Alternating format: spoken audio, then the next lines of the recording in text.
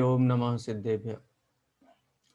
नमो अर्हन्ताणं नमो सिद्धाणं नमो आयर्याणं नमो वज्रायाणं नमो लोये सर्वसाहूणं मंगलमय मंगलकरण वीतराग विज्ञान नमो ताहि जाते भये अर्हंतादि महान करि मंगल करि हो महाग्रंथ करन को काज याते मिले समाज सब पावे निज पद राज। इस भव तरु का मूल एक जानहु मिथ्या भाव ताको कर निर्मूल अब करिए मोक्ष उपाय। मोक्षार्थ प्रकाशक ग्रंथ के 7वें अध्याय में 5 लब्धियों के स्वरूप पे चर्चा चल रही है। इसमें करण लब्धि की जो चर्चा थी वो आज अपन पुनः लेने वाले हैं, क्योंकि कुछ उसके जो कॉन्सेप्ट थे उनके ऊपर विशेष चर्चा अपेक्षित थी। इसलिए पेज नंबर 261 से आज पुनः क्लास अपनी चलेगी उसी विषय के ऊपर। ठीक है, क्योंकि अपना उद्देश्य विषय को समझना है, किसी भी प्रकार की कोई भी भ्रांति ना रहे विषय के संबंध में, और कोई ऐसी बात भी नहीं होनी चाहिए कि आगम में जो बात कही गई है उससे अन्यथा किसी बात का हम अभ्यास करें। ठीक है, इसलिए आज चर्चा अपनी पुनः चलेगी।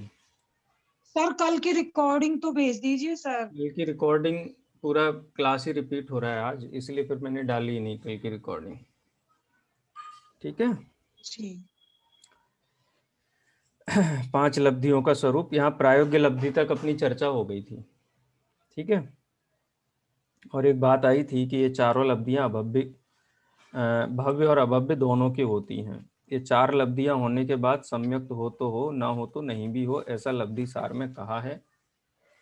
इसलिए तत्व विचार सर वाले को हाँ, उस दिन तो आपने सिर्फ क्षयोपशम लब्धि समझा पाई थी।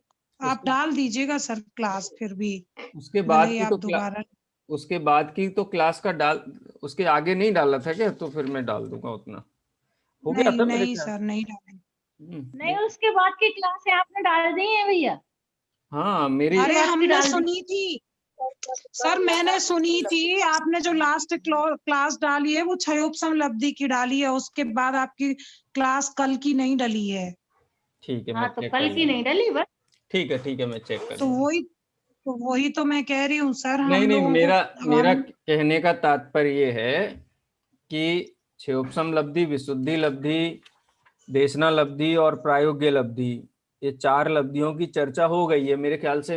हो सकता है कल की क्लास में हमने चर्चा की हो, तो हाँ सर, कल क्लास हाँ, में हुई तो है उतना दूसरे। उतना भाग में उसका डाल दूंगा। और जो करण लब्धि की चर्चा है वो आज अपन करेंगे विशेष रूप से, बाकी की क्लास में डाल दूंगा। उसमें कहीं कोई अनक्लैरिटी नहीं थी, एकदम क्लियर विषय था। ठीक है, ये चर्चा नहीं बहुत सर, सरल लेकिन है एक्चुअली। कल हम हम लोगों थोड़ा की सर जो छूट जाती।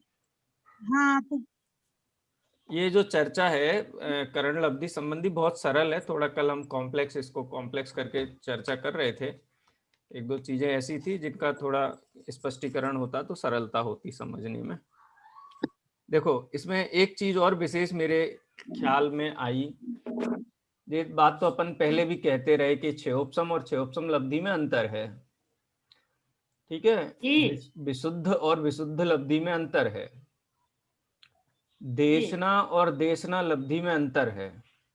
ये अंतर क्या है जी, कि सम्यक तो जिन जीवों को जब क्योंकि सम्यक, जो लब्ध ज्ञान में आ जाए उसका नाम फिर लब्धि पड़ेगा। जब तक लब्ध ज्ञान में नहीं आया तब तक नाम लब्धि नहीं पड़ता भैया। हाँ हाँ ठीक है, वो ये बात भी ठीक है, लेकिन इसको और स्पष्टता से मैं इसलिए आपको कह रहा हूँ कि क्षयोपशम ज्ञान का होना ये क्षयोपशम लब्धि नहीं है। जो तत्व विचार के योग्यता है जीव की, उसको क्षयोपशम लब्धि कहा। तत्व विचार की योग्यता, तत्व विचार की योग्यता 2 प्रकार से कही है। एक योग्यता है तो क्षयोपशम संबंधी, दूसरी योग्यता है विशुद्धि संबंधी। ये दोनों योग्यता हैं तत्व विचार की, क्योंकि क्षयोपशम ना हो तो तत्व विचार नहीं हो सकता, और विशुद्धि ना हो तो भी तत्व विचार नहीं हो सकता। अब इसमें भी देखना आप कि क्षयोपसम लब्धि है ज्ञानावरण कर्म की अपेक्षा से, और विशुद्ध लब्धि है मोह कर्म के मंदोदय की अपेक्षा से। ठीक है, तो ये दोनों जो अपेक्षाएं हैं ये भी खास समझने लायक है ना ख्याल में। और पंडित जी साहब ने उसकी तरफ इशारा भी किया था पहले, आप देखो पिछले पन्ने पे अगर अपन देखें तो कि जिसके होने पर तत्व विचार हो सके ऐसा ज्ञानावरणादि कर्मों का क्षयोपसम हो। ठीक है, और मोह का मंद उदय आने से मंद कसाय रूप भाव हो कि जहां तत्व विचार हो सके। दोनों में ही हो सके शब्द का प्रयोग किया, विशुद्ध लब्धि और क्षयोपसम लब्धि दोनों के ही अर्थ में। तीसरा जो देशना लब्धि है, तो देशना और देशना लब्धि में भी अंतर है। तत्व का सामान्य ग्रहण देशना है, लेकिन सम्यक्त के हेतुभूत जो तत्व विचार, तत्व का धारण और तत्व का विचार, क्षयोपसम लब्धि तत्व का विचार रूप नहीं है, विशुद्ध लब्धि भी तत्व के विचार रूप नहीं है, लेकिन देशना लब्धि तत्व विचार रूप है, जिसमें पंडित साहब ने शब्द का प्रयोग किया था कि उपदिष्ट तत्व का धारण हो विचार हो, क्योंकि धारण हुए बिना विचार नहीं होगा, इसलिए दोनों ही शब्द डाले। खाली धारण नहीं करेगा माने देशना वस्तु का यथार्थ स्वरूप आत्मा परमात्मा का स्वरूप धारण ही नहीं करेगा तो विचार किसका करेगा। कई लोग कहते हैं ना ध्यान करो, जिनको कुछ नहीं आता बोले बैठ के ध्यान करो। किसका ध्यान करें भाई, ध्येय तो नक्की करो किसका ध्यान करना है। बोले बस बैठ जाओ, हाथ ऐसे करके ऐसे करके ऐसे करके बैठ जाओ, इसका नाम ध्यान है। तो बैठने का नाम ध्यान नहीं है, ध्यान के लिए ध्येय निश्चित होना चाहिए। तो देशना लब्धि में ध्येय है धारण, धारणा में जो वस्तु का स्वरूप आया और उसके संबंध में विशेष विचार, ये देशना लब्धि है। ऐसा भी विद्वानों के मुंह से सुनते हैं कि धारणा ज्ञान में क्रम क्या है? ये पांचों लब्धियां अंतर मुहूर्त काल में होती हैं। कितने काल में होती हैं? अंतर मुहूर्त काल में ये पांचों लब्धियां होती हैं सम्यक्त के। माने उस अंतर मुहूर्त काल में जब सम्यक्त की ओर जीव उग्रता से बढ़ रहा है, उस समय उसके तत्व विचार रूप की योग्यता ज्ञानावरण के क्षयोपसम से हुई तो क्षयोपसम लब्धि है। मोह का मंद उदय होने से विशुद्धि हुई है कि तत्व विचार हो सके, ये उसकी विशुद्ध लब्धि है। और जो तत्व का धारण था और उसका जो विचार चलता है वो उसकी देशना लब्धि है। और देशना लब्धि तत्व विचार होने पर उसी का निरंतर बारंबार जो विचार चलता है जिसको प्रायोग्य लब्धि कहा। अब प्रायोग्य लब्धि में होता क्या है कि कर्मों की पूर्व सत्ता अंता कोड़ा कौड़ी सागर प्रमाण रह जाए और अगले हर समय असंख्यात वे भाग, अंता कोड़ा कोड़ी के भी असंख्यात वे भाग नवीन बंध हो हैं, और पाप प्रकृतियों का बंध भी क्रम से मिटता जाए। तो जीव क्या करता है और कर्म में क्या हो रहा है, इन दोनों की अगर अपन विचार करें तो ये तो कर्म की स्थिति का ज्ञान कराया है। जीव का तो एक ही काम है, तद्रूप होकर के तत्व विचार करता है। ये मैं हूं, मेरा स्वरूप है, और उसी के उन्मुख होकर के विचार करते जीव का काम चलता है। बस कर्मों में क्या स्थिति हो रही है, जैसे अपन ने कहा ना स्कूटर चलता है अपना, क्या अपन तो बैठ के चला रहे, अपने को तो स्कूटर का विकल्प भी नहीं है। जो अभ्यासी हैं चलाने के गाड़ी, उनका वो बात भी करते रहते हैं, विचार भी करते रहते हैं, आजू बाजू भी देखते रहते हैं, गाड़ी चलती रहती है ऑटोमेटिक। तो ऐसे ही उनका लक्ष्य तो अपना गंतव्य है। तद्रूप होकर के जो स्वसन्मुखता की ओर बढ़ने वाले जीव हैं उनको तो तत्व विचार ही उग्र है। और उस तत्व विचार के काल में कर्मों में जो अन्य अन्य स्थितियां होती हैं उनका ज्ञान करा करके विभाजन किया। ये क्षयोपसम लब्धि है, ये विशुद्धि लब्धि है, ये देशना लब्धि है, ये प्रायोग्य लब्धि है। लेकिन ये काल है ही तत्व विचार का। ठीक है, कर्मों की अपेक्षा से ये भेद डाले गए हैं। सो ये चारों लब्धियां भव्य अभव्य के होती हैं। चार लब्धियां होने के बाद सम्यक तो हो भी और ना भी हो, और उसका कारण बताया था कि तत्व विचार होते होते किन्हीं जीवों को तो ऐसा ही तत्व है उसकी अनुभूति हो जाए तो सम्यक उन्मुख हो गए, किन्हीं जीवों को अन्यथा विचार हो जाए शुद्ध आत्मा का विचार करते करते करते करते गाड़ी कहीं और चली जाए, जैसे गीता में है ना, गतासु गतासु च नानु शौचंती पंडिता, है कि आत्मा तो अजर अमर है, इसीलिए किसको भी कोई तुम्हारा मित्र नहीं है, कोई बंधु नहीं है, तुम अपना कर्म किए जाओ।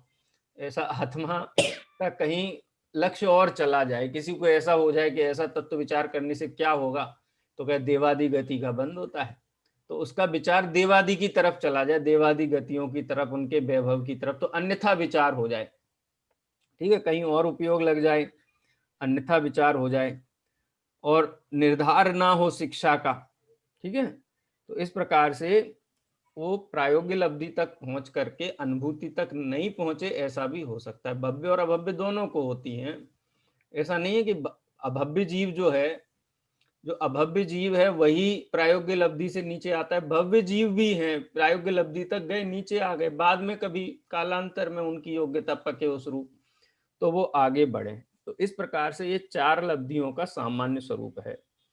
पंडित जी ने कहा 5वीं जो लब्धि है उसका नाम है करण लब्धि, और करण लब्धि होने पर नियम से सम्यक्त हो ही हो, माने, और देखो करण लब्धि में अधःकरण में भी जीव समकिति नहीं है, मिथ्या दृष्टि है, अपूर्व करण में भी मिथ्या दृष्टि है, अनिवृत्तिकरण में भी मिथ्या दृष्टि ही है।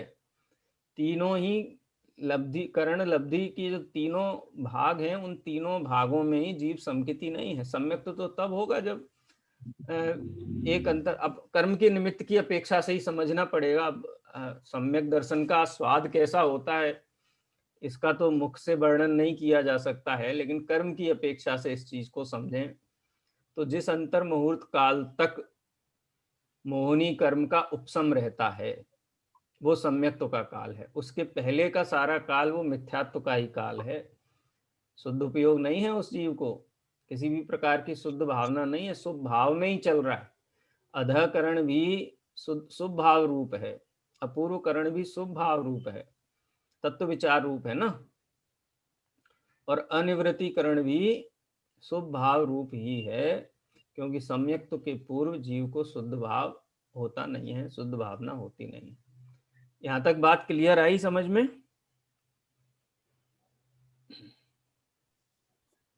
अनिवृत्तिकरण भी शुभ भाव रूप, हाँ जी बोलिए।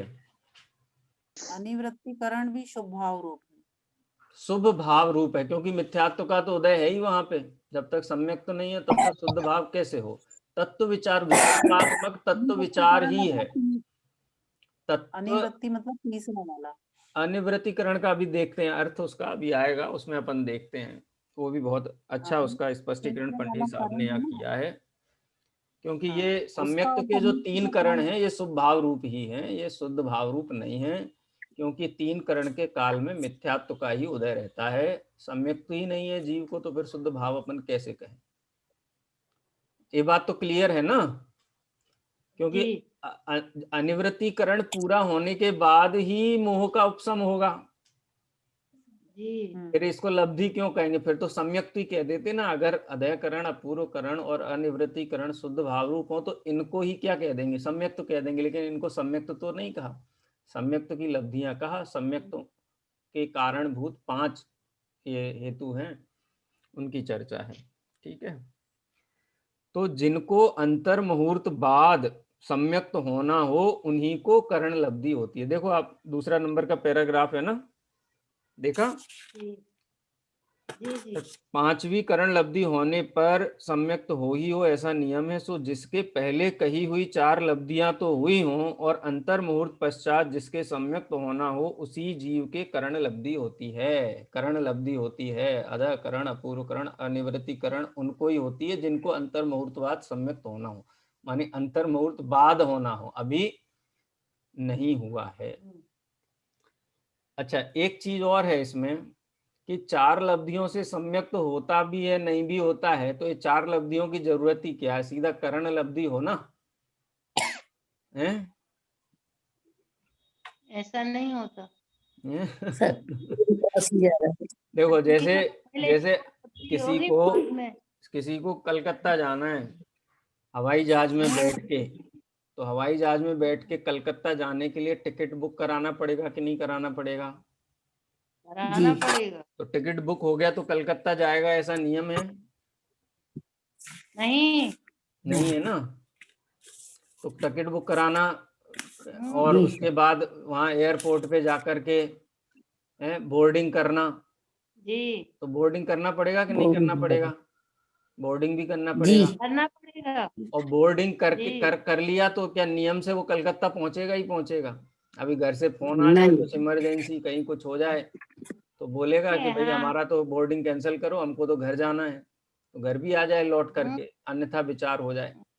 बोर्डिंग के बाद सिक्योरिटी चेक होता है, CISF स्टाफ सिक्योरिटी चेक करता है। सिक्योरिटी चेक भी कलकत्ता पहुंचने के लिए कंपलसरी है कि नहीं है? वो भी कंपलसरी नहीं है। तो सिक्योरिटी चेक भी कंपलसरी है, उसके बगैर भी उसको प्लेन में नहीं बैठने दिया जाएगा। तो सिक्योरिटी चेक भी कराना है उसको। सिक्योरिटी चेक कराने के बाद भी लौट सकता है। और सिक्योरिटी चेक के बाद फाइनल वहां जाके बोर्डिंग के लिए बैठ जाए, बोर्डिंग के लिए बैठ जाए, उसकी काउंटिंग हो जाए और जा रहा है प्लेन की तरफ, प्लेन खड़ा हुआ है, जा करके बैठा है अभी, लेकिन फिर भी उसका मन बदल जाए तो कहते नहीं मुझे तो लौटना है, मैं अभी बहुत अर्जेंट है, जब तक लैंड टेक ऑफ नहीं हुआ है तब तक।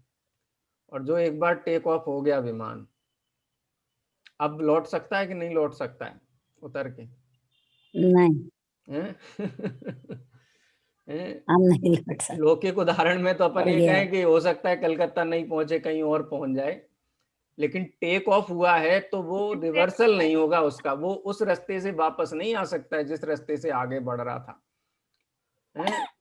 तो ये समझ लो कि करण लब्धि बिल्कुल विमान टेक ऑफ कर गया। अब करण लब्धि का पहला समय टेक ऑफ का समय है। अब तो ये उड़ गया है, और उड़ गया है तो 99% दृष्टांत में देखा जाए तो गंतव्य तक पहुंचेगा ही, और सिद्धांत में देखा जाए तो 100% जीव सम्यक्त तक पहुंचेगा ही। करण लब्धि के काल में जीव का मरण नहीं होता। कई ऐसे काल होते हैं जैसे 11वें गुण स्थान आदि के काल हैं, उनमें जीव का मरण नहीं होता है। ऐसे ही लब्धि के काल में भी, करण लब्धि के काल में किसी जीव का मरण नहीं होता है, अमर हो जाता है जीव करण लब्धि के काल में। देखो दो प्रकार से अमर होता है, एक तो करण लब्धि के काल में मरण नहीं होता, और दूसरा करण लब्धि पूर्ण करके समकिति होता है तो उसकी दृष्टि में से मरण भय मिट जाता है। तो इसीलिए कहते हैं कि एक करण लब्धि वाला जीव है वो अमर हो जाता है। ठीक है। सो करण लब्धि वालों के, अब करण लब्धि वाले जीव करते क्या हैं करण लब्धि के काल में, ये प्रश्न होगा ना, क्या करते हैं? क्योंकि शुभ भाव रूप है, विकल्पात्मक है, तो क्या करते हैं? क्या करते हैं? तो पंडित जी साहब कहते हैं करण लब्धि वाले के बुद्धि पूर्वक तो इतना ही उद्यम होता है कि उस तत्व विचार में उपयोग को तद्रूप होकर के लगाएं, तत्व विचार में अपना उपयोग तद्रूप होकर के लगाएं। क्या करें साहब करण लब्धि के काल में? एक पैर पे खड़े हो जाएं, मंदिर में जाके बैठ जाएं, क्या करें? तो कहते हैं बुद्धि पूर्वक तो इतना ही उद्यम होता है कि उस तत्व विचार में उपयोग को तद्रूप होकर के लगाएं। तत्व विचार और तद्रूप, तद माने वह माने आत्मा, और रूप माने मैं यही तत्व हूं, आत्म सन्मुख परिणाम, तद्रूप होकर के बुद्धि पूर्वक ये कार्य होता है। उससे समय समय परिणाम निर्मल होते जाते हैं। जैसे किसी को शिक्षा का विचार ऐसे निर्मल होने लगा कि जिससे उसको शीघ्र ही उसकी प्रतीति हो जाएगी कि जो बात हमको समझाई गई थी इतनी बढ़िया समझ में आई, इतनी बढ़िया समझ में आई, और उत्तरोत्तर उसकी निर्मलता बढ़ती जा रही है समझ की, और समझ इतनी निर्मल हो गई कि हाँ अब तो ये बात 100% सत्य है, अब तो ये बात ही मैं अपने जीवन में मान्य करूंगा। इसको कहते हैं प्रतीति। तो ये निर्मलता की ओर बढ़ते हुए विचार हैं, यही करण लब्धि है। ठीक है। उसी प्रकार तत्वोपदेश का विचार ऐसा निर्मल होने लगा कि जिससे उसको शीघ्र ही उसका श्रद्धान हो जाएगा, तथा इन परिणामों का तारतम्य केवल ज्ञान द्वारा देखा उसका निरूपण कर्णानुयोग में किया गया है। अब यहाँ से उसके भेद करते हैं 3। इस करण लब्धि के 3 भेद हैं, अधःकरण, अपूर्वकरण, अनिवृत्तिकरण। इनका विशेष व्याख्यान तो लब्धि सार शास्त्र में किया गया है, वहां से जानना। यहाँ संक्षेप में कहते हैं, बहुत शॉर्ट में समझाया है और सरल है। थोड़ा पेज कल खुल नहीं रहा था, आज अच्छे से उसका सेट कर दिया है, तो अपना पेज बिल्कुल आराम से खुल जाएगा तीनों लब्धियों का, एक करण लब्धि के तीनों भेदों का। अब ये सेंटेंस बहुत महत्वपूर्ण है, जो सेकंड लास्ट पैराग्राफ था ना, त्रिकालवर्ती सर्वकरण लब्धि वाले जीवों के परिणामों की अपेक्षा से 3 नाम हैं। यानी पंडित जी यहाँ पे जो चर्चा कर रहे हैं ना, या ये जब चर्चा की जाती है अधःकरण, अपूर्वकरण और अनिवृत्तिकरण की, तो ये सर्व जीवों की अपेक्षा से 3 लब्धियां कही गई हैं, सर्व जीवों की अपेक्षा से। अब ये सर्व जीवों की अपेक्षा क्या है? क्या सब जीवों को एक साथ त्रिकरण होंगे, एक जैसे त्रिकरण होंगे? तो बोलते हैं नहीं। इन 3 करण का मतलब होता है, करण के कई अर्थ होते हैं, कल भी मैंने कहा था। करण का मतलब कर्णानुयोग में गणित, व्याकरण में देखा जाए तो कर्ता, कर्म, करण, साधक, तमम, करणम। हेतु को भी करण कहते हैं, साधन को भी करण कहते हैं। जैसे मैं पेन से लिखता हूं तो पेन क्या है? करण है। हाथ से लिखता हूं तो हाथ करण है। तो करण कारक, उसके अर्थ में भी करण शब्द का प्रयोग किया जाता है। करण का मतलब जीव के परिणाम। यहाँ पर जो अर्थ विवक्षित है 5 लब्धियों के प्रकरण में, वहां करण शब्द का क्या अर्थ है? परिणाम। अब देखो सेंटेंस देखो, त्रिकालवर्ती सर्व करण लब्धि वाले जीवों के परिणामों की अपेक्षा से 3 नाम हैं, अधःकरण, अपूर्वकरण और अनिवृत्तिकरण। तो हमको एक कॉन्टेक्स्ट थोड़ा वाइड करना पड़ेगा। सर्व जीवों की अपेक्षा से 3 भेद कहे, यानी आप 2 जीवों के परिणामों की तुलना करके ये बता सकते हो कि एक अधःकरण है या अपूर्वकरण है या अनिवृत्तिकरण है। एक जीव की अपेक्षा से यदि अपन लें तो एक सामान्य कथन ये हो सकता है, जैसे एक जीव है, अन्य जीवों को लोप कर दो आप, अनंत जीवों को। एक जीव की अपेक्षा से कहो तो यही है कि वो जीव टेक ऑफ कर लिया है, अब वो पहुंचेगा, बस कहाँ पहुंचेगा? कि जो उसका गंतव्य है। तो टेक ऑफ करने के बाद विमान ऊपर जा रहा है, धीरे धीरे धीरे धीरे धीरे धीरे धीरे ऊपर जा रहा है। ठीक है, ऊपर जाते समय स्पीड कैसी होगी? कि ऊंचाई तो बढ़ेगी। इसको एक एस्ट्रोनॉमी का एक वर्ड होता है, अपोजी और पेरिजी और अपोजी होता है ना, पेरिजी और अपोजी। पेरिजी और अपोजी का मतलब कि पृथ्वी से को छोड़े हुए कितना समय हो गया और पृथ्वी से दूरी कितनी है।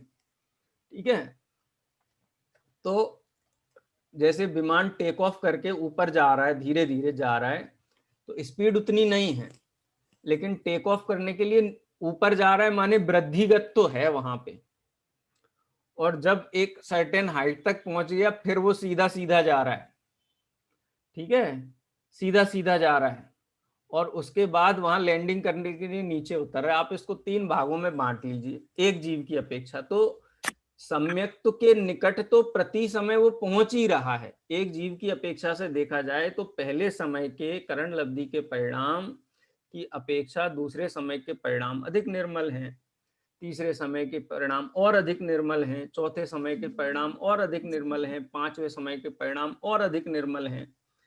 अब इस निर्मलता में तो उत्तरोत्तर वृद्धि है, तो एक जीव की अपेक्षा से इसके आप 3 भाग करके नहीं बना सकते। तो त्रिकालवर्ती सर्व जीवों की अपेक्षा से देखा जाए तो इसके 3 भाग हो सकते हैं। ठीक है, ये बात ख्याल में आई? जितनी बात मैंने यहाँ कही, थोड़ा कर्णानुयोग का विषय है इसलिए कंफर्मेशन में बार बार लूंगा। आ गया ना ख्याल में? एक जीव की अपेक्षा से भेद नहीं किया जा सकता है। त्रिकालवर्ती सर्व जीवों की अपेक्षा से इन परिणामों को 3 भागों में बांटा गया है। अब सबसे पहला नंबर का परिणाम है अधःकरण, जहां पहले और पिछले समयों के परिणाम समान हो सो अधःकरण है। अब सर्व जीवों की अपेक्षा है।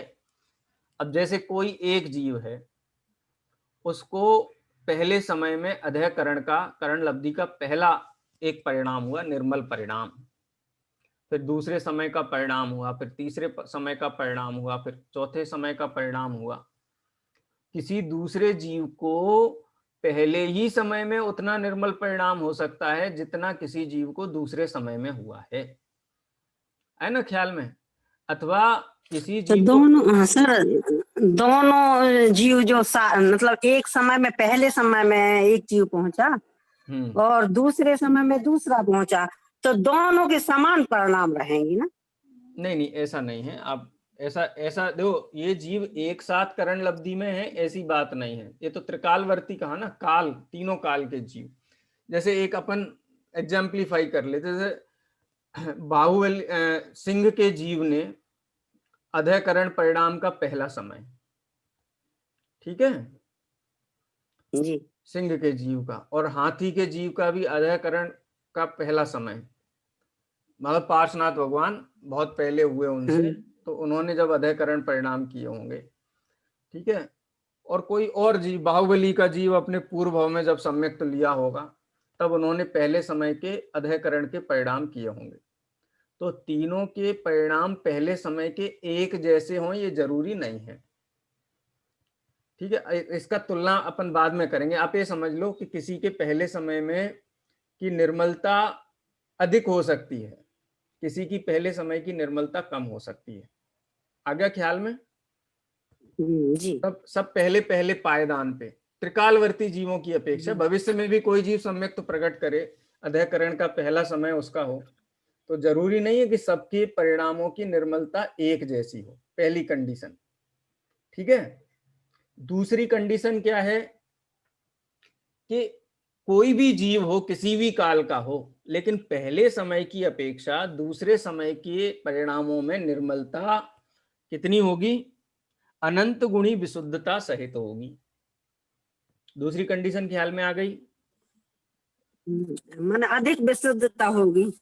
हाँ, दूसरे समय वाली की, हाँ, दूसरे समय की अपेक्षा। जीवों को सबको शामिल मत करो। मैं ये कहता हूं जैसे सिंह के जीव की जो विशुद्धता पहले समय में थी और उसने अनंत गुणी वृद्धि करते हुए दूसरे समय में जो विशुद्धता हुई, हो सकता है हाथी के जीव को पहले समय में ही उतनी विशुद्धता हो जाए, ठीक है। आया ख्याल में? पहले जी, समय सर में मतलब भिन्न, हैं? सर मतलब ये है कि भिन्न भिन्न जीवों की भिन्न भिन्न समय की विशुद्धता अलग अलग होगी, लेकिन हर समय एक मतलब जो भी एक पर्टिकुलर जीव है उसके हर समय दूसरे समय के परिणामों में निर्मलता और अनंत गुणी बढ़ती जाएगी। हाँ, ठीक है। ये दो कंडीशन हुई। अब तीसरी कंडीशन देखो, सबसे मजेदार। ये अधःकरण का विशेष है। इससे ही अधःकरण और अन्य परिणामों के बीच में भेद पड़ जाता है कि अधःकरण उन परिणामों को बोलते हैं कि किसी जीव ने पहले समय, दूसरे समय, तीसरे समय, चौथे समय ऐसे अनंत गुणी शुद्धि में वृद्धि करते हुए मान लो वो पांचवें समय के परिणाम में पहुंचा और उसको निर्मलता हुई, ठीक है। पांचवें समय के योग्य निर्मलता उसको हुई। कोई जीव पहले समय में था, कोई दूसरा जीव, उसकी पहले समय की निर्मलता तो समान थी, ठीक है, लेकिन दूसरे समय में उसकी निर्मलता इतनी अधिक थी कि वो पांचवें समय के योग्य निर्मलता उसको हो गई। आया ख्याल में? निर्मलता की वृद्धि का अंतर कि कोई धीमी स्पीड से जा रहा था और कोई जीव दूसरा अधःकरण में आया तो उसने इतनी स्पीड ले ली कि वो पांचवें समय की विशुद्धि को दूसरे समय में ही पकड़ ले। आया ख्याल में? देखो एक एग्जांपल देता हूं मैं। जैसे आप भोपाल रहते हो, कई लोग भोपाल से हैं ना, भोपाल का बैच है ये।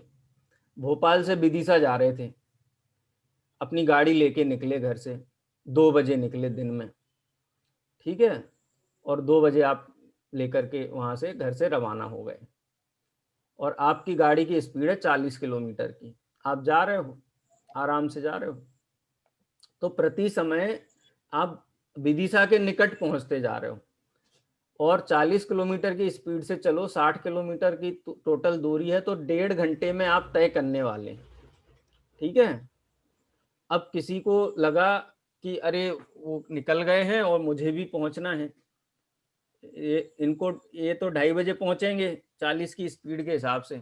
दूसरा निकला, उसने कहा कि अभी तो 2:30 बज गया है और मुझे भी 3 बजे पहुंचना है। तो उसकी गति क्या होगी घर से निकलने की? निकल के कितनी स्पीड में चलाएगा गाड़ी? 80। ज्यादा तेज चला गया वो। माने ये 3:30 बजे पहुंचेगा तो दूसरा व्यक्ति 60 किलोमीटर की रफ्तार से गाड़ी चलाएगा, तो वो 1 घंटे में विदिशा पहुंच जाएगा। यानी विदिशा दोनों साथ साथ पहुंचेंगे। एक तो पहले निकला था, एक आधे घंटे बाद निकला। एक 40 की स्पीड से निकला, दूसरा 60 की स्पीड से निकला, तो विदिशा तो एक साथ पहुंचेंगे ना। तो जिन परिणामों की विशुद्धि को पीछे वाला जीव पकड़ सके, है ख्याल में? अब कोई तीसरा आदमी भी निकला विदिशा से, वो कहे 60 किलोमीटर है ना और मुझे पहुंचना है, मेरे पास तो 45 मिनट ही है, 45 मिनट है मेरे पास, तो 45 मिनट में और स्पीड से चलाएगा, 90 किलोमीटर की स्पीड से गाड़ी चलाएगा, हैं? तो वो भी साथ में पहुंचेगा। एक आधे घंटे पहले निकला, एक दूसरा मतलब एक 2 बजे निकला, एक 2:30 बजे निकला, एक 2:45 बजे निकला, लेकिन दोनों की स्पीड कैसी है? अलग अलग है। और अलग अलग स्पीड होने के कारण विदिशा पहुंचने का समय तीनों का एक हो सकता है। रास्ते में ही पकड़ ले कोई, पीछे वाला आगे वाले को रास्ते में ही पकड़ ले, ऐसा हो सकता है ना। तो एक जीव जितने समयों में किसी निर्मलता तक पहुंचे और पीछे का जीव उसी समान बाद में शुरू करके और आगे वाले जीव के निर्मल परिणामों जैसी निर्मलता प्रकट कर ले, जिन परिणामों में ऐसे पिछले और आगे के समयों में समान निर्मलता हासिल कर की जा सके, उन परिणामों को अधःकरण परिणाम कहते हैं। क्लियर हुआ? जी यानी पीछे का जीव मतलब आगे के मतलब जीव ये से आगे की समान परिणाम बना ले, हाँ तो उसे आधा सर ये हाँ, बोलिए। तीनों कंडीशन मतलब इसकी है। हाँ, अधःकरण की। सर इसी टाइप का उदाहरण तो संजय जी ने समझाया था, संजय गुरुदास जी ने, हाँ कि जैसे दो व्यक्ति साथ में निकले, हाँ तो एक व्यक्ति पहले 1 घंटा पहले निकल गया हाँ और पीछे जाना दोनों एक ही जगह है, और पीछे वाले ने अगर साथ कर लिया तो वो अधःकरण है। पीछे वाला 1 घंटा बाद निकला, हाँ, तो उसने अगर साथ ले लिया तो वो अधःकरण है। और अगर आगे वाला और आगे बढ़ गया, पीछे वाले ने साथ नहीं ले पाया, आगे वाला आगे बढ़ गया, तो वो अपूर्वकरण है। ऐसा बताया था संजय जी ने। अधःकरण का आपको क्लियर हुआ कि नहीं? माने किन परिणामों को अधःकरण के अंदर शामिल किया जाएगा? ये भी अंतर मुहूर्त काल होता है, अधःकरण का भी कम नहीं है, अंतर मुहूर्त काल होता है। 5 लब्धियों का अंतर मुहूर्त काल है, उसमें करण लब्धि का भी जघन्य माने उसकी अपेक्षा मध्यम अंतर मुहूर्त काल है। उस अंतर मुहूर्त काल के परिणाम की कोई जीव आगे के जीव के परिणामों के समान पीछे शुरू करके वहां तक पहुंच सके, उनको अधःकरण परिणाम बोलते हैं। सिंपल डेफिनेशन अगर अपन करें इसकी तो ठीक है। तो एक नियम तो ये हुआ कि आगे शुरू किया है जिस जीव ने, पीछे वाला जीव आकर के उसके समान परिणाम निर्मलता परिणाम की कर सके। शुभ भाव रूपी है, ऐसा उसको कोई शुद्ध भाव नहीं है, उतनी निर्मलता कर सके, पहली कंडीशन। दूसरी बताई कि ऐसा नहीं है कि वो जीव ने पहले समय निर्मल परिणाम किया था, जो जीव आगे निकल गया था और पीछे वाले ने पकड़ लिया, तो पहले शुरू करने वाले जीव ने आगे विशुद्धता को कम नहीं किया, उसकी विशुद्धता भी प्रति समय अनंत गुणी बढ़ती हुई है, लेकिन उसकी गति कम है।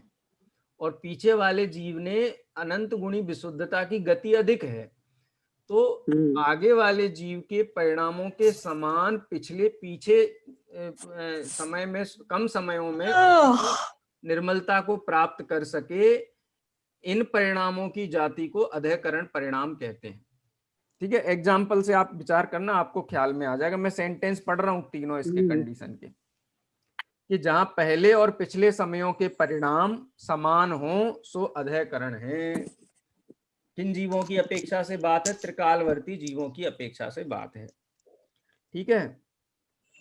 किसी जीव के परिणाम उस करण के पहले समय में अल्प विशुद्धता सहित हुए, पश्चात समय समय अनंत गुणी विशुद्धता से बढ़ते गए तथा उसके द्वितीय तृतीय आदि समयों में जैसे परिणाम हो वैसे किसी अन्य जीव के प्रथम समय में ही हो और उनके उससे समय समय अनंत गुणी विशुद्धता से बढ़ते हों। इस प्रकार अधः प्रवर्तीकरण जानना।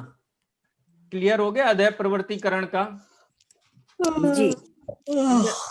हाँ, जी, कोई सर। बहुत जोर की उबासी ले रहा है। बोर हो गए क्या? नहीं, कितना बढ़िया विषय चल रहा है, कहाँ बोरियत होगी। ठीक है, अधःकरण का क्लियर हुआ कॉन्सेप्ट? जी जी, सर, हो गया। हाँ बहुत अच्छे से हुआ है। हाँ, चलो अब अपूर्वकरण को लेते हैं। तथा जिसमें पहले और पिछले समयों के परिणाम समान न हो, अपूर्व ही हो। अब ये भी त्रिकालवर्ती जीवों की अपेक्षा से ही बात चल रही है।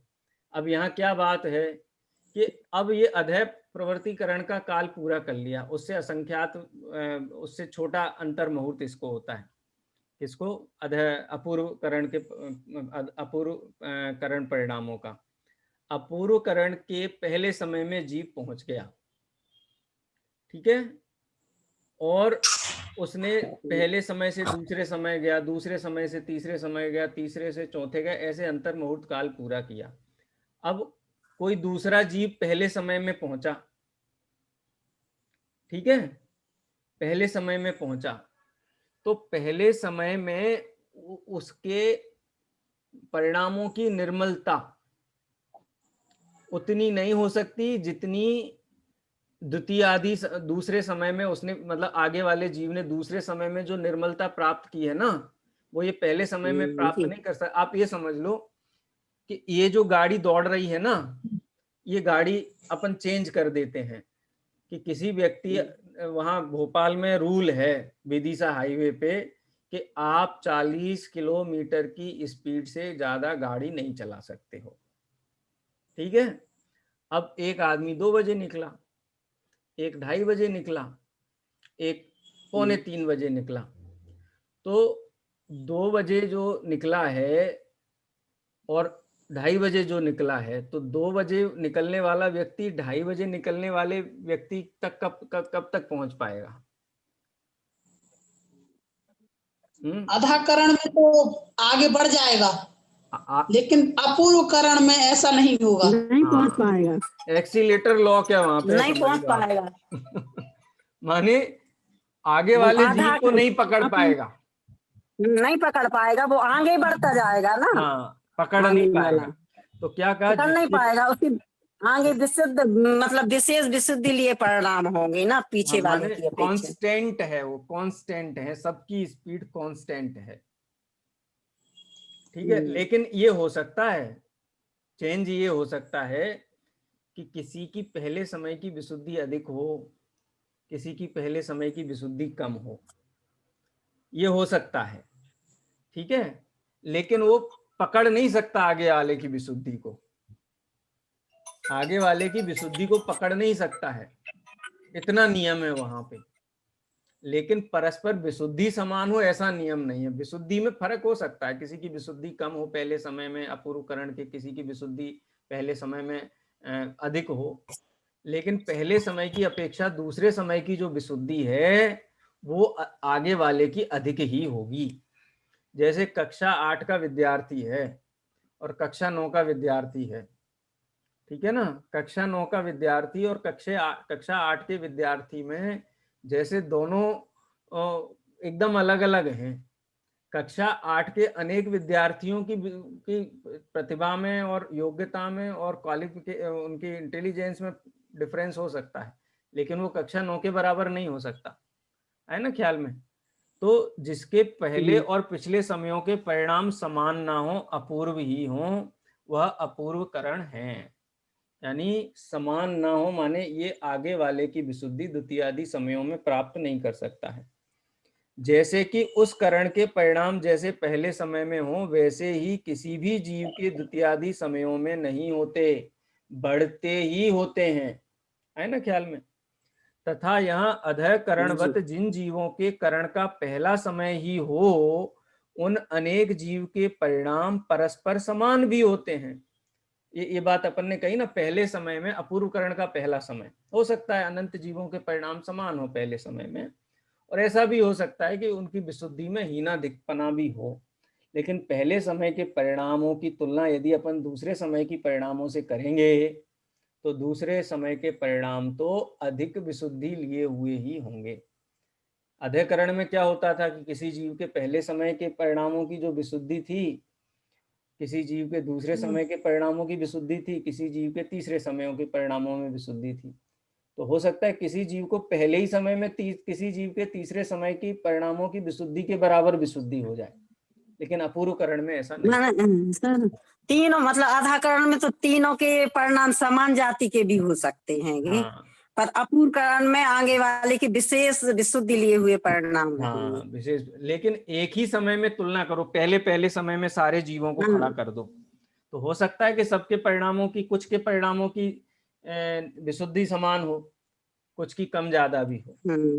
लेकिन पहले समय के सारे ही जीवों में से और दूसरे समय के किसी एक जीव को जिसने सबसे कम निर्मल परिणाम हो दूसरे समय के, तो भी वो पहले समय के परिणामों से अधिक निर्मल होंगे दूसरे समय वाले के परिणाम। आगे ख्याल में अपूर्वकरण का अर्थ ठीक है। पढ़े अब इसको पैराग्राफ को, किसी को प्रश्न तो सर यहाँ मतलब दोनों परिणाम लेना पड़ेगा, सादृश्य भी रहेंगे और विदृश्य भी रहेंगे। सादृश्य भी हो सकते हैं और विसदृश्य भी हो सकते हैं, लेकिन नियम क्या बना दिया कि कोई भी जीव हो पहले समय में इतनी विशुद्धि तो नहीं होगी जितनी दूसरे समय की विशुद्धि वाला जीव है, उतनी विशुद्धि नहीं होगी, तो नहीं रहेगी। हाँ, तो जो पहले समय में है उनके विदृश्य परिणाम रहे और आगे के जो दो जीव पहुंच रहे हैं आगे समय आगे एक के एग्जाम्पल देता हूं मैं इसमें। जैसे करोड़पति हैं, 100 करोड़पति हैं, ठीक है। अब 100 करोड़पति के पास बराबर ही रुपया है क्या सबके पास? किसी के पास हो सकता है 1 करोड़ 10 लाख हो, किसी के पास हो सकता है 1 करोड़ 5 लाख हो, किसी के पास हो सकता है 20 करोड़ हो, किसी के पास हो सकता है 99 करोड़ हो, लेकिन सबको क्या कहा जाएगा? करोड़पति। 1 करोड़पति। अब बोले करोड़पतियों की लिस्ट बनाओ, तो कहेगा मेरे पास 1 करोड़ 1 रुपया है, तो वो भी उस लिस्ट में आ जाएगा। और कोई कहेगा मेरे पास 99 करोड़ 99 लाख 999 रुपए, तो वो भी कहेंगे इसको करोड़पति की लिस्ट में ही रखो। अब एक अरबपति की लिस्ट बन रही है, तो अरबपति की लिस्ट में कौन सा करोड़पति? करोड़पति तो करोड़पति की लिस्ट में ही आएगा ना, अरबपति की लिस्ट में नहीं आएगा। माने कोई भी करोड़पति के पास इतना धन नहीं है जितना अरबपति के पास हो, भले 1 रुपया कम क्यों नहीं हो, लेकिन उसका नाम अरबपति की लिस्ट में नहीं जाएगा।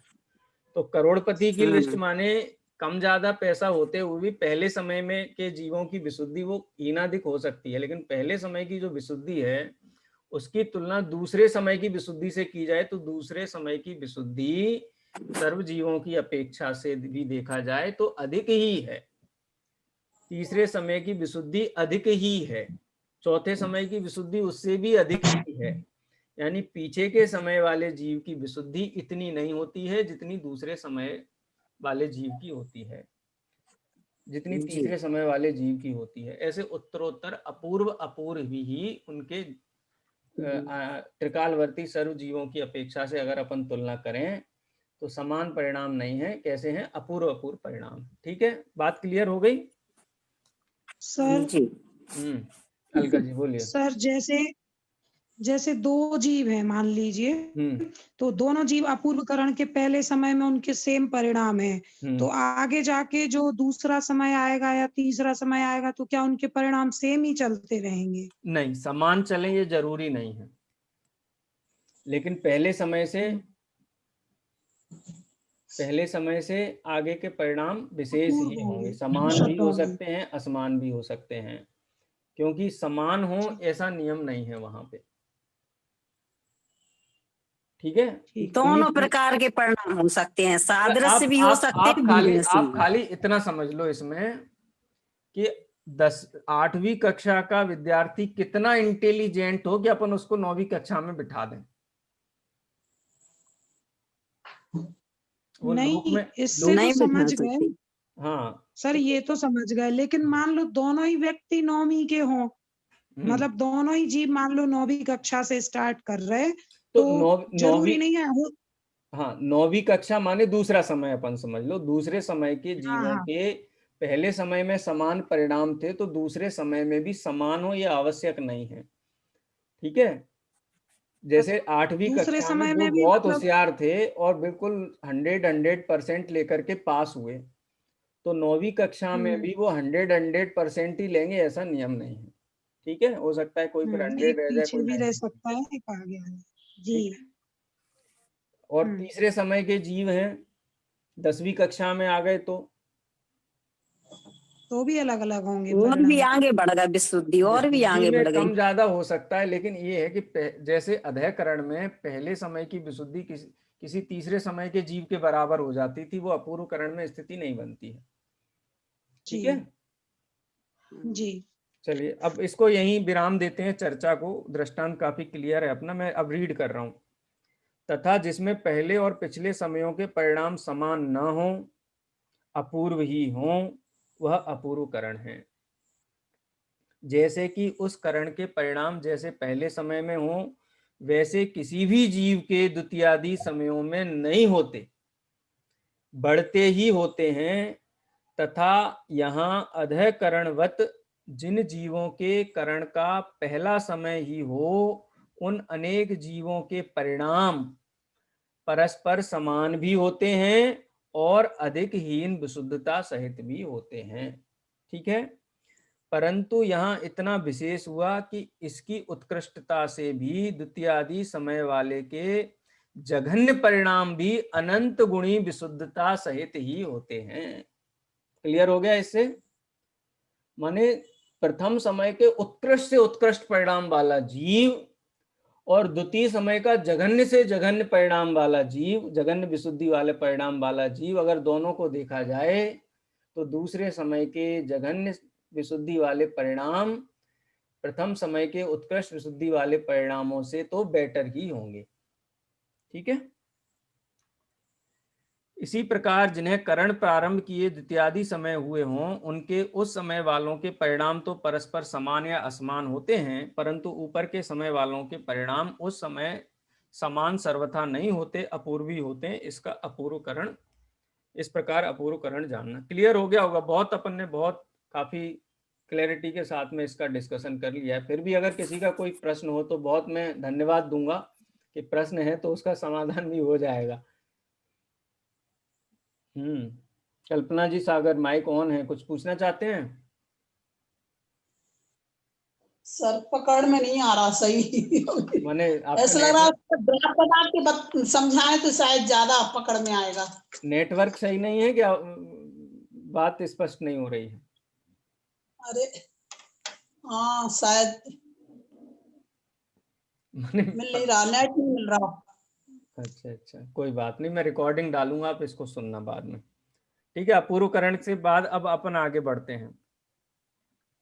तथा जिसमें समान समयवर्ती जीवों के परिणाम समान ही हों, निवृत्ति अर्थात परस्पर भेद उससे रहित हों। देखो, अब ये सबसे सरल हो गया। पहले समय में पार्श्वनाथ भगवान अनिवृत्तिकरण के पहले समय में गए हों, जब उनको सम्यक हुआ हो पूर्व भाव में, महावीर भगवान का जीव गया हो, हम भी पहले समय में अनिवृत्तिकरण के जाएं, या भविष्य में भी कोई जीव जाएगा अनिवृत्तिकरण के, वो रावण भी गए हों, लक्ष्मण भी गए हों अनिवृत्तिकरण के पहले परिणाम में, सभी जीवों के परिणाम समान ही होते हैं। समान ही होंगे। समान ही होंगे। पहले समय में समान है, दूसरे समय में भी समान है, तीसरे समय में भी समान है, चौथे समय में भी समान है, पांचवें समय में भी समान है। यानी अनिवृत्तिकरण का जितना काल है, प्रत्येक समय के परिणाम त्रिकालवर्ती सर्वजीवों के कैसे होते हैं? समान ही होते हैं। सरल है ये तो सबसे।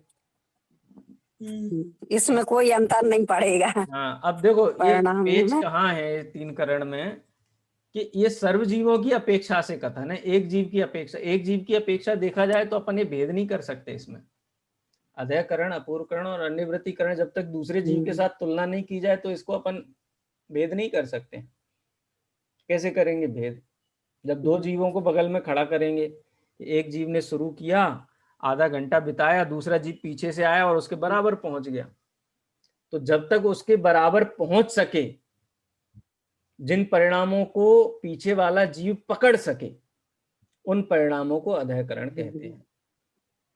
जिन परिणामों को पीछे वाला जीव कितनी भी स्पीड में जाए, कितनी भी विशुद्धता सहे तो लेकिन ना पकड़ सके, वो अपूर्वकरण है। और अनिवृत्तिकरण का तो सीधा है कि सबके एक जैसी ही स्पीड होगी, एक जैसी ही गति होगी, वो एक जैसे ही प्रत्येक समय में परिणाम करते हुए आगे बढ़ेंगे। ये अनिवृत्तिकरण का हो गया। ठीक है, मैं पैराग्राफ पढ़ लेता हूं। तथा जिसमें समान समयवर्ती जीवों के परिणाम समान ही हैं, निवृत्ति अर्थात परस्पर भेद उससे रहित होते हैं, जैसे उस करण के पहले समय में सर्व जीवों के परिणाम परस्पर समान होते हैं। अधःकरण में समान नहीं होते हैं, अपूर्वकरण में भी समान नहीं होते हैं। समान देखो, अधःकरण में, अपूर्वकरण में समान हो भी सकते हैं, नहीं भी हो सकते, लेकिन नियम नहीं है ऐसा। लेकिन अनिवृत्तिकरण में तो नियम है, पहले समय में के परिणाम दोनों कंडीशन है ये इसमें। दोनों समय, दूसरे समय में भी परस्पर समानता जानना। प्रथमादि समय वालों से द्वितीयादि समयों में अनंत गुणी विशुद्धता सहित होते हैं। इस प्रकार अनिवृत्तिकरण है। अनंत गुणी विशुद्धता की कंडीशन एक जीव की अपेक्षा तो सभी में लगा लेना। अधःकरण का पहला समय, उससे अनंत गुणी विशुद्धता दूसरे समय में है, उससे अनंत गुणी विशुद्धता तीसरे समय में है, उससे अनंत गुणी विशुद्धता, ऐसे सम्यक्त होने के काल तक तीनों करणों में विशुद्धता तो अनंत गुणी है। लेकिन जहां पीछे वाला जीव बराबरी कर ले, पीछे बाद में शुरू करके जिन परिणामों तक बराबर कर सके, वो अधःकरण है। जहां पर बराबर पहुंच ही नहीं सके, कुछ भी कर ले लेकिन बराबर नहीं पहुंच सकता, वो अपूर्व, तो अपूर्वकरण है। और जहां एक जैसे ही परिणाम चल रहे हैं, पहले समय में भी सभी जीवों के, दूसरे समय में भी सभी जीवों की, उतनी विशुद्धता होगी। अब वो पहला समय करोड़ों वर्ष पूर्व, करोड़ों सागर पहले किसी जीव ने पहले समय में प्रवेश किया हो, या पंचम काल का कोई जीव अभी अधःकरण के पहले समय में प्रवेश करे, या भविष्य में कभी करे, लेकिन पहले समय के परिणामों की जाति विशुद्धता एक जैसी ही होगी। एक जैसी वैसे ही द्वितीयादि समयों में जानना, जब तक अनिवृत्तिकरण का काल है। ये सिंपल सा फॉर्मूला तीनों करणों का यहाँ पे है। इस प्रकार ये तीन करण जानना। वहां पहले अंतर मुहूर्त काल पर्यंत अधःकरण होता है, वहां चार आवश्यक होते हैं। वो चार आवश्यक आप नोट कर लेना, 1 2 3 4। अब तो ये आपको असाइनमेंट पे पक्का हो गया। ये असाइनमेंट आपका मोक्ष मार्ग प्रकाशक के 7वें अध्याय का 5 लब्धि का स्वरूप है, क्योंकि बाकी विषय तो सबको युक्ति से और उदाहरण से समझ में आया। ये विषय आप एक बार पढ़ेंगे, एक बार लिखेंगे तो आपको एकदम क्लियर हो जाएगा। आज भी जिन लोगों को क्लियर नहीं हुआ है ना, वो बिल्कुल टेंशन नहीं लेना। आपके दिमाग में ये उदाहरण दृष्टांत बराबर गूंजते रहने वाले हैं जब तक आप इसको पूरा लिख नहीं लोगे। और जब पूरा लिखोगे ना, तब तक एक विषय एकदम आपको क्लियर हो जाएगा। ठीक है, किसी को कोई चिंता में तो नहीं है तीन करण परिणामों को लेकर के? विषय नया है तो हो सकता है सर, वो तो लिखने में जल्दी आ जाएगा। नहीं सर, लिखने में जल्दी आ जाएगा सर। सर आज का तो ठीक है सर, लेकिन जो पिछली 2 क्लासें छूटी, आप उनको एक तो वो रिकॉर्डिंग सुन ली सर, एक जरूर डाल दीजिएगा अभी। हाँ ठीक है, वो बिल्कुल नहीं सुनी सर, क्योंकि ठीक है, डाल दूंगा मैं। चलिए, समय वैसे आज हो गया है।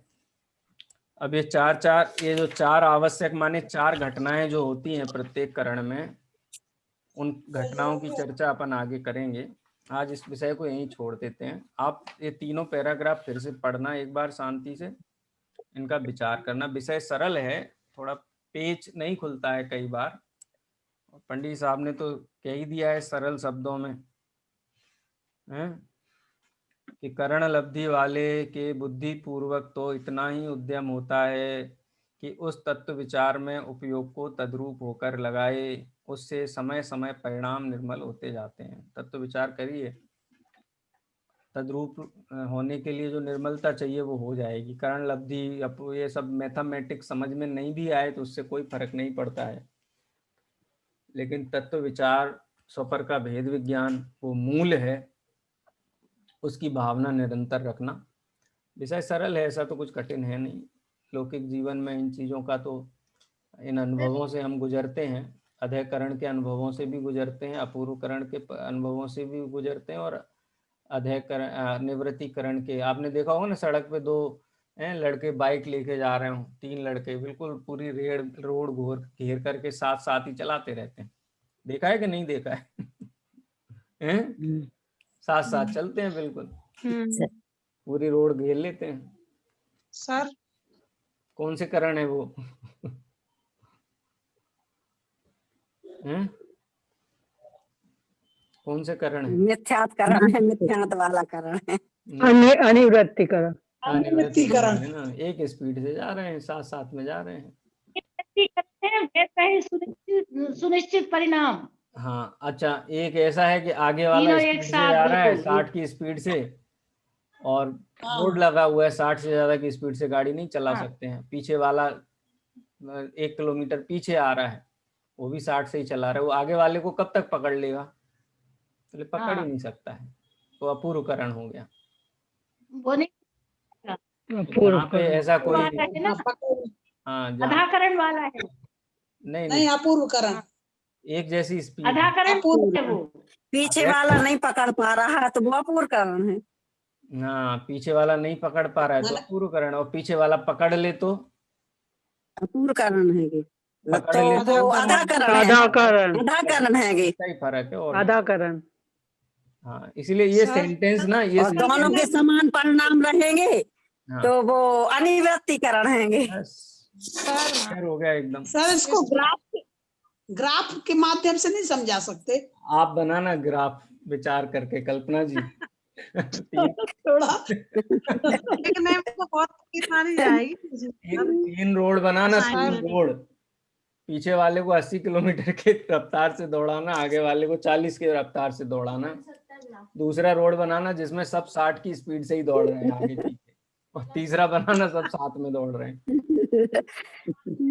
सर हाँ सर इसमें ये पूछना, जैसे ठीक है, जैसे अपने जब ये परिणाम होंगे, मान लो ये अधाकरण, अपूर्वकरण, अनिवृत्तिकरण के, तो अपन लोगों को थोड़ी ना पता चलेंगे, क्योंकि अपन थोड़ी ना उस टाइम दूसरे से तुलना कर रहे होंगे कि मतलब केवल ज्ञानी तो जान है ना, केवल ज्ञानी तो जान है।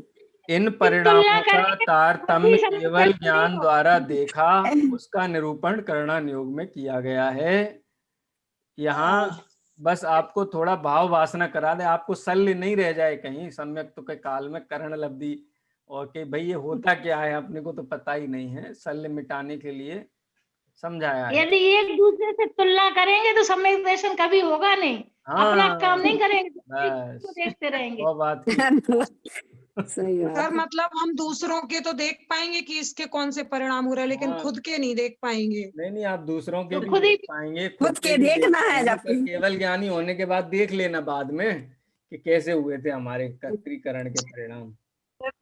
देखने की परवाह ही नहीं रहेगी। देखना ही काहे के लिए है। गे है, गे में क्या लुब्धता, गे है, एक एक समय की पर्याय भी तो गे है। वो तो सम्यक प्राप्त करने की विधि है, जितनी विशुद्धि लिए रहे हैं परिणाम होंगे वैसा सम्यक अव्वा की चिंता नहीं करना। पंडित जी साहब ने तो यही कहा ना कि तद्रूप होकर के तत्व विचार में अपने उपयोग को लगाना, ये करना है आपको, बस ये ही है, तत्व विचार मेन है। निर्मल होता जाएगा। तद्रूप माने क्या? तद माने होता है वह, तद्रूप माने क्या? मैं आत्मा ही हूँ, ते नहीं हूँ। अभी तो देह रूप होकर के विचार कहीं जाते हैं कि भाई खाने की क्या व्यवस्था है, रहने की क्या व्यवस्था है, घूमने फिरने की क्या व्यवस्था है, तो विचार तो वहां भी करते हैं, लेकिन देह रूप होकर के, देह को देह रूप होकर के विचार करते हैं। और सम्यक तो सन्मुख वाला जीव भी सम्यक तो सन्मुख वाला जीव है, करण लब्धि वाला भी। अदय करण भी सम्यक तो सन्मुख है, अपूर्व करण भी सम्यक तो सन्मुख है, अनिवृत्ति करण भी सम्यक तो सन्मुख है। ये भी सम्यक तो सन्मुख के अंदर ही आते हैं ये जीव। लेकिन इनको ये चिंता नहीं है भाई खाने को मोक्ष में जाएंगे तो वहां कैसे रहेंगे भैया, वहां क्या क्या करने को मिलेगा। जी ऐसी चिंता कर ला तो करण लब्धि में पहुंचे ही जैसे जीव। ऐसी चिंता नहीं होती। तद रूप माने मैं आत्म रूप हूँ, निश्चल निष्काम ज्ञाता दृष्टा आत्म राम, तद्रूप होकर के विचार करता है। जैसे अनादिकाल से आज तक देह रूप होकर के विचार किया है, करण लब्धि का जीव आत्म रूप होकर के विचार करता है। अभी तक आत्मा की झलक नहीं, अनुभूति नहीं हुई है, लेकिन अब आत्मा मिलने ही वाला है। सर्व लक्षण जो सुने थे, कहे थे परंपरा से, सब बिल्कुल वैसा ही अनुभूति मेरी निरंतर हो रही है ना ख्याल में? जी सर। जैसे जाते ना कई लोग शादी अटेंड करने के लिए दूसरे गांव में जाते हैं, ठीक है, बहुत बड़े आदमी के यहाँ शादी है और सुना है बहुत जबरदस्त पकवान बनने वाले हैं, छोटा सा गांव है, तो आदमी को पता पूछना नहीं पड़ता है, वो खुशबू आ रही इधर से इधर ही चलो, इधर ही होगी। तो खुशबू का पीछा करते करते वहां तक पहुंच जाता है। ऐसे ही जीव तत्व विचार के काल में ये तो त्रिकाली ध्रुव ही है, ऐसा प्रति समय उसके परिणामों को क्या कहते हैं, निर्मलता निर्मलता निर्मलता निर्मलता बढ़ती जाती है। जैसा ऊपर के पैराग्राफ में कहा था ना, निर्मल होने लगा। किसी को शिक्षा का विचार ऐसे निर्मल होने लगा जिससे उसको शीघ्र ही उसकी प्रतीति हो जाएगी। खुशबू बढ़िया आती जा रही है और बढ़िया और तेज और तेज, और पहुंचे तो सामने बिल्कुल पंडाल लगा हुआ है, स्वागत के लिए हार लेकर के खड़े हुए हैं लोग, पहुंच गए। तो ऐसा ही है ये त्रिकरण परिणाम। बिल्कुल आत्म सन्मुख होते हुए जीव को प्रतीति होने के पूर्व की जो निर्मलता होती है वो भी तत्व विचार रूप ही है, सर रूप जी ना, निर्मलता में माने कसायों की मंदता होती जाती है। कसायों की मंदता ना कह करके इसको कहो स्वरूप का विचार। परिणाम परिणामों में याद करते हो ऐसे काल में, स्वरूप का विचार, स्वरूप का विचार बस। सर अनिवृत्तिकरण के बाद जस्ट बाद सम्यक दर्शन हो जाता है इन तीन परिणामों अनिवृत्तिकरण के का बाद। अंतिम समय, उसके बाद अंतिम समय में का उपशम, और पहले ही समय से बिल्कुल वैसा निर्मल सम्यक दर्शन हो जाता है जैसे छायक सम्यक दृष्टि को होता है। उपशम सम्यक की निर्मलता में और छायक सम्यक की निर्मलता में कोई फर्क नहीं, बिल्कुल वैसा निर्मल सम्यक हो जाता है। तो सर ये जो तीन परिणाम है ना, अधाकरण, अपूर्वकरण, अनिवृत्तिकरण, ये तीनों परिणाम तो शुभ रूप ही हैं। हाँ। तो फिर इसके पहले जो मतलब इन तक भी जिस जीव को सम्यक दर्शन नहीं होता, जैसे ये 9 विवेक तक चले जाते, उनको वो ये तीन परिणाम को भी नहीं प्राप्त कर पाते। नहीं करते, वो तो सम्यक के सन्मुख हैं, नहीं करते, क्योंकि त्रिकरण परिणाम के पहले समय में पहुंचा माने नियम से सम्यक तो करेगा ही करेगा। अच्छा चलिए ठीक है सर। अनिव्यक्तिकरण के लास्ट समय में होंगे ना वो औपसमय सम्यक की प्रतिक्रिया, कुछ निषेध ऊपर चले जाएंगे, कुछ नीचे चले जाएंगे। अंतिम समय भी तत्व विचार रूप ही है, वहां भी मिथ्यात्व का उदय ही है। अनिवृत्तिकरण का काल पूर्ण हुआ, मिथ्यात्व का उपशम हुआ और सम्यक्त्व की किरण वहीं फूट जाती है, वहीं से बस सम्यक्त्व का सूर्योदय हो गया। जैसे आप समझ तो फिर वहीं दर्शन मोहिनी के टुकड़े तीन कब होते हैं सर? वहीं जब सम्यक उपशम सम्यक होता है। उपशम सम्यक के काल में होते हैं।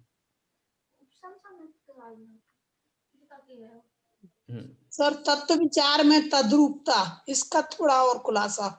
अब इसका खुलासा अपन कल करेंगे। वैसे तद्रूपता की चर्चा है सारी, समय सार क्या है तद्रूप है। आत्म स्वभावम परभाव भिन्नम मा पूर्णमाद्यंत विमुक्तमेकम विलीन संकल्प विकल्प जालम प्रकाशयन् शुद्धनयोर्ज्योति। सोचने के आत्मा स्वरूप कैसा है, मेरा स्वरूप कैसा है, यही तद्रूपता है, यही तद्रूपता के विचार हैं। समय सार आदि ग्रंथों में आचार्य भगवंतों ने जो शुद्ध आत्मा की बात बताई है वो सुन करके, धारण करके, और उस बात का चिंतन करे कि ये तो मैं ही हूँ, मेरा ही स्वरूप प्रस्फुटित हुआ है, अनेक युक्तियों के साथ विचार करता है, करता है, करता है, बुद्धि निर्मल हो जाती। वो बुद्धि की निर्मलता एक ऐसे स्तर तक पहुंच जाती है कि करण लब्धि के परिणाम प्रारंभ हो जाते हैं, और अंतर मुहूर्त काल बाद उस सम्यक्त्व का चमकता हुआ सूर्य प्रकट हो जाता है।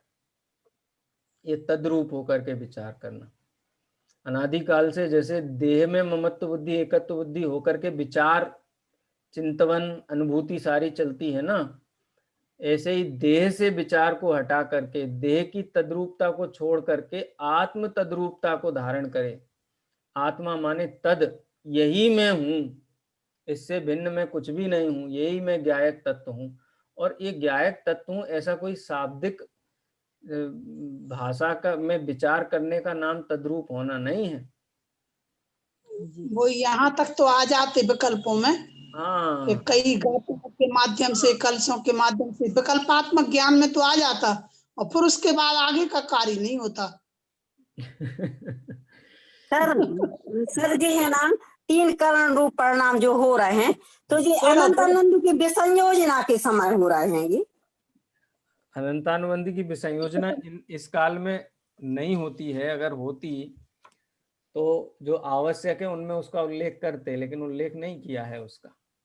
यहाँ तो खाली जो पाप प्रकृतियां हैं उनके अनुभाग में क्या फर्क पड़ता है, पुण्य प्रकृतियों के अनुभाग में क्या फर्क पड़ता है, कर्मों की स्थिति में क्या फर्क पड़ता है, नवीन कर्म बंध का क्या होता है, यही सारी चीजें इन परिणामों में होती हैं।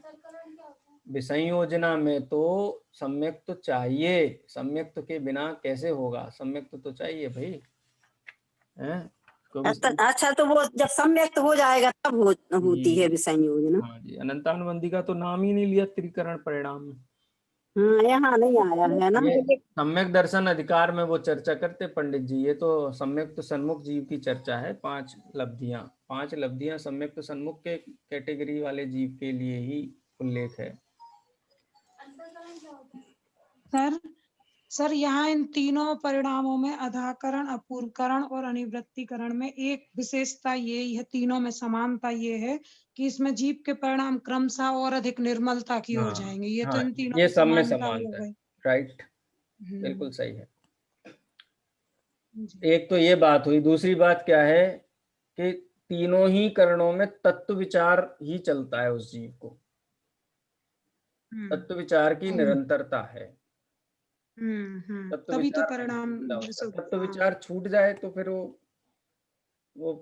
बाहर ही आ जाता। हाँ, ऐसा संभव ही नहीं 3 काल में कि करण लब्धि के परिणाम के प्रथम समय में जीव ने प्रवेश किया और उसका तत्व विचार छूट जाए, ऐसा 3 काल में संभव ही नहीं। काय के माध्यम से सम्यक की प्राप्ति करने हैं तो तत्व विचार भी होंगे और परिणामों में निर्मलता भी होगी। ये तो नियम ही रहेगा, तभी तो सम्यक के सन्मुख है जी। चलिए जिनवाणी स्तुति करते हैं, बाकी चर्चा अपन कल करेंगे। सर आप सबसे पहले वो डाल दीजिएगा रिकॉर्डिंग। ठीक है। निज निधि निज में बताई यह अनंत उपकार है, उसके लिए सतवारे